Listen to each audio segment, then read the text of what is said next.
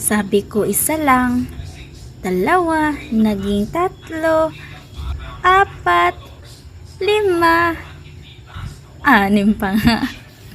Ayun, dahil nga nag-hoard ako ng sabon nila kasi ang bilis maubos kasi 5 sila. And ligo tayo nila ngayon. So, ayan si Cookie, si Mimi, si Whitey, si Aba, at saka si Panda. Ito nga pala yung itsura ng Vetcore na active soap, diba? Unlike dun sa herbal soap na kulay green, ito ay color yellow. And then ito, after ligo ni Whitey, siya ang model natin kasi ang puti-puti niya. Tingnan nyo. Yan, di ba? Linis na tingnan.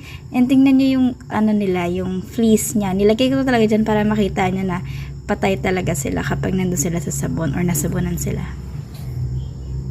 Pogi. Wow, very malinis na. And say hi sa ating model, si Ming Ming. Bye, check the yellow basket.